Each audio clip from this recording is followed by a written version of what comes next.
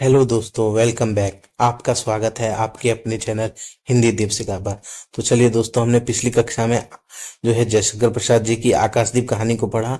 आज हम जो है मुंशी प्रेमचंद की कफन कहानी को पढ़ेंगे। प्रेमचंद की जो कफन कहानी जो है इनकी अंतिम कहानी भी है और शिल्प दृष्टि से जो है ये काफी महत्वपूर्ण कहानी है। तो चलिए दोस्तों, हम इस कहानी को देख लेते हैं। दोस्तों, यहाँ मैंने जो है इनका संक्षिप्त परिचय दिया हुआ है। आप लोग जो है इसे पीडीएफ मिलने के बाद आराम से पढ़ सकते हैं। तो हम इस जो है कहानी का सारांश देख लेते हैं। चलिए दोस्तों, शुरू करते हैं। कफन शिल्प और वस्तु के स्तर पर प्रेमचंद की कहानी कला का चरम विकास प्रस्तुत करती है। कहानी का सारांश कुछ इस प्रकार है। घीसू और उसका बेटा माधव झोपड़ी के द्वार पर अलाव के सामने बैठे हैं। दोस्तों, ठंडी का समय है, अलाव के सामने बैठे हुए हैं और अंदर से जो है माधव की पत्नी बुधिया जो है वेदना से पछाड़े खा रही है, चीख रही है। बाप बेटे खेत से खोद कर लाए आलू भूनकर खा रहे हैं। आलू घीसू जो है माधव से कहता है कि वह अंदर जाकर उसकी हालत देखे। माधव चिढ़कर कहता है, मरना ही है तो जल्दी मर क्यों नहीं जाती, देखकर क्या करूं। दोस्तों, असल में जो है वो आलू खाने की लालच में वहां बैठा हुआ है। वो उसे इतनी भी सुध नहीं है कि वो अपनी पत्नी को जाके उस पीड़ा में सहायता करे। इतना कहने के पश्चात घीसू कहता है कि तुम ही जाकर क्यों नहीं देख आते। अब इतना कहने पर जो है वो अपने पिता से ही आग्रह करता है कि आप जाके देख आइए, लेकिन वो मन ही मन सोचता है कि मैं ससुर हूं, मेरे जाने से वो मर्यादा समझता है और मन में सोचता है कि उसे अपने शरीर की सुध भी नहीं होगी, सुध नहीं होगी, मुझे देखकर हाथ पैर भी नहीं पटक सकेगी।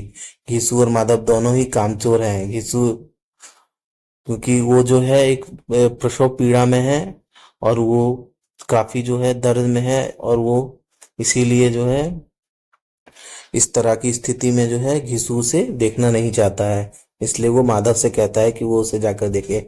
लेकिन यहाँ पे जो घिसू और माधव के जो है स्वभाव को यहाँ पे बताया गया है कि घिसू एक दिन काम करता था तो 3 दिन आराम करता था और माधव को आधे घंटे काम करने के पश्चात 1 घंटा चिलम पीने को चाहिए। यही कारण था कि उनको मजदूरी नहीं मिलती थी और वो अक्सर फाका फांसी और जो है कामचोरी किया करते थे। दोस्तों, इसमें उन दोनों की जो है कामचोरी, फाका फांसी और उनके जो है रोजमर्रा के जीवन के जो है अवस्था को दिखाया गया है। और यहाँ पे जो है माधव की जो शादी होती है उस समय का कुछ वर्णन यहाँ दिया हुआ है, वो देख लेते हैं। जब माधव की स्त्री आई थी, जब उसकी शादी हुई, इस खानदान में व्यवस्था कुछ ठीक हुई। वो पिसाई कर, घास छील कर एक सेर आटे का प्रबंध कर लेती और इन निकम्मों को पेट भरती। यीशु और माधव अकड़ने लगे थे। जब कोई काम पर बुलाता वे दूनी मजदूरी मांगते थे। दोस्तों, जब वो माधव की शादी हो जाती है और उसकी पत्नी आती है तो वो घर की व्यवस्था को पहले से अच्छा कर देती है और खुद मेहनत मजदूरी करके दोनों का पेट भरती है। इस बात पर दोनों को घमंड रहता है और वो मजदूरी करने भी जाते हैं तो लोगों से जो है दुगनी मजदूरी मांगते हैं, जिसके कारण लोगों ने काम पर नहीं रखते हैं। और इतनी अच्छी औरत होने के बाद भी दोस्तों वो उसकी जो है प्रसव पीड़ा में वेदना होने के बाद भी उसका ना कोई इलाज कराते हैं ना उसे देखते हैं। और यहाँ वही वर्णन है कि आज वही औरत प्रसव वेदना से मर रही थी और वे दोनों जल्दी से मर जाने का इंतजार करते हैं ताकि वो आलू खा सके। दोस्तों, इतने निकम्बे और निठल्ले दोनों बाप बेटे रहते हैं कहानी में। और इसके अलावा सामने अपनी धोतियां ओढ़कर जो है पेट में पैर डालकर सो जाते हैं आलसीपन में। सवेरे उठकर जब कोठरी में जाते हैं तो देखते हैं कि वो स्त्री को मरा पाया, यानी जो है बुधिया जो है मर चुकी होती है। माधव जो है भागता हुआ किशु के पास जाता है और दोनों हाय हाय करके छाती पीटने लगते हैं। पड़ोसी आकर मर्यादा के अनुसार उनको समझाने लगते हैं कि जैसे जैसे होता है सांत्वना देते हैं और समझाते हैं कि ला और बाकी जो है उसके बाद जो है वो लोग जो है लाश के बारे में सोचते हैं कि इस लाश का क्रियाक्रम कैसे किया जाए। तो बाप बेटे कफन के लिए प्रबंध के लिए कुछ रुपए मांगने के लिए गांव के जमींदार के पास जाते हैं। वो इनकी सूरत से भी नफरत करता है क्योंकि जो है जमींदार के साथ इनकी जो है काफी लड़ाई और दंगा वगैरह हुआ रखा रहता है, इसीलिए वो जो है इन्हें बिल्कुल पसंद नहीं करता है। परंतु जो है इस पवित्र काम का उद्देश्य समझते हुए उसे उन्हें वो 2 रुपए निकाल कर दे देता है, क्योंकि वो मृत्यु वाली बात रहती है। उसे लगता है कि शायद अभी मुझे इनकी सहायता करनी चाहिए, इसलिए वो ना चाहते हुए भी इन्हें 2 रुपए दे देता है ताकि वो अपनी पत्नी के लिए कफन ले सके। गांव के बनिए एवं महाजन से भी कुछ प्राप्ति हो जाती है। भोले धीरे करते 5 रुपए की अच्छी रकम उनके पास जमा हो जाती है, और वो वहीं से अनाज और लकड़ियां भी कुछ कुछ जुगाड़ कर लेते हैं। इसके पश्चात दोनों किसी देवी प्रेरणा से मधुशाला में पहुंच जाते हैं, और जब ये सारे पैसे और सब चीजें प्राप्त हो जाती है तो वो जो है बाजार में कफन लेने जाते हैं। लेकिन कफन लेने जाते समय रास्ते में जब वो एक मधुशाला की या फिर शराब की दुकान देखते हैं तो उस शराब की दुकान में जाकर एक बोतल खरीदकर शराब पीना शुरू कर देते हैं। कुछ चिरोना और कुछ जो है तली हुई मछलियां खाकर वहां पे विश्राम करते हैं और जीवन का आनंद लेने लगते हैं। पीने के पश्चात घीसू ने कहा, कफन ले लगाने से क्या मिलता, आखिर कफन जल ही जाता, कुछ बहू के साथ तो ना जाता।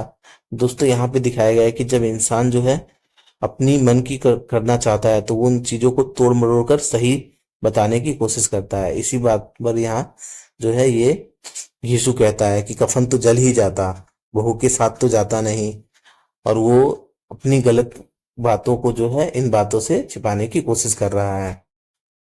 चलिए दोस्तों उसके बाद देखते हैं उनके सब के अंतिम संस्कार की चिंता नहीं, उनको सबके अंतिम संस्कार की चिंता नहीं रहती। लोगों के जवाब देने के लिए भी नहीं, वो भी सोच लेते हैं कि कह देंगे कि रुपए कमर से खिसक कर गिर गए, वही लोग फिर रुपया देंगे। वो जानते हैं कि अगर वो जो है इस तरह के बहाने लगाएंगे तो भी लोग जो है क्या बोलते हैं सांत्वना दिखाकर जो है उन्हें और पैसे देकर कैसी किसी भी तरह जो है उनकी जो है बहू का और माधव की पत्नी का जो है अंतिम संस्कार कर ही देंगे।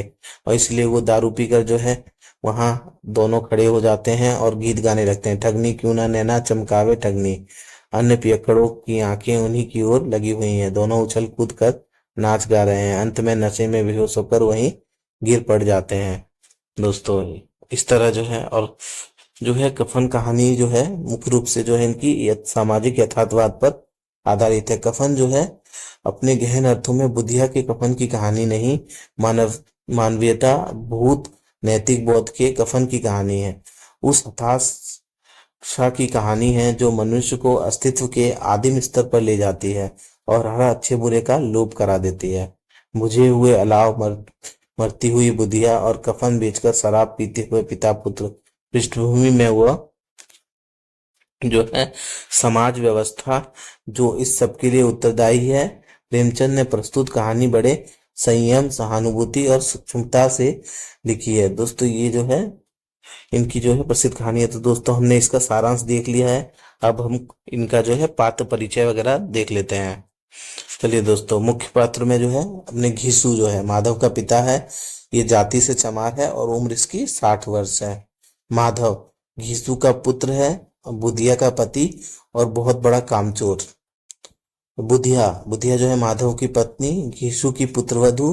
बुधिया जो है प्रसव पीड़ा से मर जाती है एवं उसका जो है बच्चा भी पेट में ही मर जाता है, क्योंकि जो है घीसू और माधव जो है उसका दवा दारू इलाज वगैरह नहीं कराते हैं इस वजह से।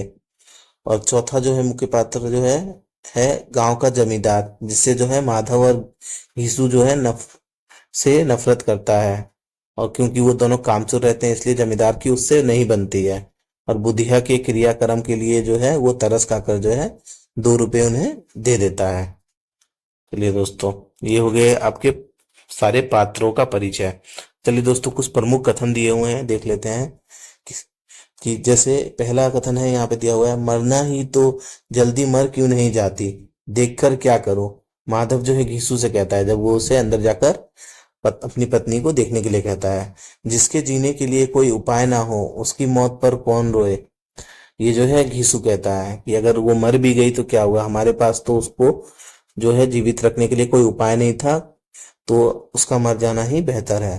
देखिए तीसरा कथन दिया हुआ है, जैसे 2 बड़े धर्मात्मा तपस्या कर रहे हो। ये जो है लेखक द्वारा एक व्यंग्य किया गया है घीसू और माधव पर। घीसू एक दिन काम करता तो 3 दिन आराम करता। माधव इतना कामचोर था कि आधे घंटे भी लगातार काम करता तो उसकी सांस फूलने लगती। ये जो है लेखक का कथन है। इस बेबस लाचार स्त्री के लिए रोने से कोई फायदा नहीं, मर गई, वो जाकर कष्टों से छूट गई है। अगर आज वो मर ना जाती तो कल मर जाती। ये माधव का कथन है। तो चलिए दोस्तों, हमने प्रमुख कथन, पात्र और जो है कहानी का सार देख लिया है। अब हम कुछ अभ्यास प्रश्न कर लेते हैं। चलिए, पहला प्रश्न, कफन कहानी का प्रकाशन किस वर्ष हुआ था? तो दोस्तों इसका उत्तर होगा हमारा 1936 में हुआ था। घीसू और माधव किस जाति से संबंधित बताए गए हैं इस कहानी में? तो दोस्तों वो जो है चमार जाति से संबंधित बताए गए हैं। तीसरा प्रश्न, कफन किस प्रकार की कहानी है? तो दोस्तों कफन जो है सामाजिक यथार्थवादी कहानी है। तो दोस्तों चौथा प्रश्न देख लेते हैं, कहानी किस सामाजिक समस्या की ओर संकेत करती है? तो दोस्तों ये जो है गरीबी और संवेदनशीलता की ओर संकेत करती है। फिर दोस्तों पांचवा नंबर प्रश्न देखते हैं, बुधिया की मृत्यु किस कारण से हो जाती है? तो दोस्तों वो प्रसव पीड़ा के कारण उसकी मृत्यु हो जाती है। चलिए दोस्तों हम छठा नंबर प्रश्न देख लेते हैं, बुधिया के कफन के लिए जमींदार ने कुटते हुए कितने रुपए निकाल कर फेंके? दोस्तों वो है ना चाहते भी हो उसने इस काम के लिए जो है 2 रुपए उन्हें दे दिए। दोस्तों सातवां नंबर प्रश्न देखते हैं, कफन कहानी किस पत्रिका में प्रकाशित हुई? तो दोस्तों इसका उत्तर होगा चांद पत्रिका में। चलिए दोस्तों अपना आठवां प्रश्न देखते हैं, कफन कहानी मूल रूप से किस भाषा में लिखी गई थी? तो दोस्तों ये जो है मूल रूप से जो है उर्दू भाषा में लिखी गई थी। बाद में जो है ये हिंदी में चांद पत्रिका में प्रकाशित हुई। 9 नंबर प्रश्न देखते हैं, कफन खरीदने के लिए घीसू और माधव को कितने रुपए मिलते हैं? तो दोस्तों उसके लिए उन्हें जो है 5 रुपए मिलते हैं। चलिए दोस्तों 10 नंबर प्रश्न देख लेते हैं, घीसू और माधव कफन के लिए मिले पैसों का क्या करते हैं? तो दोस्तों वो दोनों जो है मधुशाला जाकर जो है शराब पी लेते हैं और उसका जो है खाना खा लेते हैं और मौज मस्ती कर लेते हैं। चलिए दोस्तों ये हो गए हमारे सारे अभ्यास प्रश्न। दोस्तों यहाँ मैंने उत्तर कुंजी दिया हुआ है, आप इसे देख सकते हैं। चलिए दोस्तों ये जो है मैंने आपका ये जो कहानी है, ये सारी कहानी का जो टेक्स्ट है वो मैंने इसमें दिया हुआ है पीडीएफ में। आप जो है इसे पूरा देख सकते हैं और पढ़ सकते हैं। दोस्तों कहानी छोटी है, आप इसे 2-3 बार पढ़ लें तो इससे आपको जो है इसका सारा कथा सार और सारी चीजें जो है आपको स्पष्ट हो जाएंगी। और दोस्तों अगर आप जो है इस कहानी को पढ़ लेंगे तो आपको जो है सारी चीजें जो है कहानी के बारे में स्पष्ट हो जाएंगी। दोस्तों आशा करता हूं कि आपको हमारी कक्षा जो है पसंद आई होगी, हमारा कंटेंट अच्छा लगा होगा। अगर हमारा कंटेंट आपको अच्छा लगता है तो कृपया करके हमारे चैनल को लाइक, शेयर एंड सब्सक्राइब कीजिए। और अगर पीडीएफ नोट्स प्राप्त करना है तो हमारे चैनल पे जो है अन्य वीडियो में हमारा नंबर दिया हुआ है, उस पे आप जो है व्हाट्सएप पे मैसेज कर सकते हैं। चलिए दोस्तों धन्यवाद।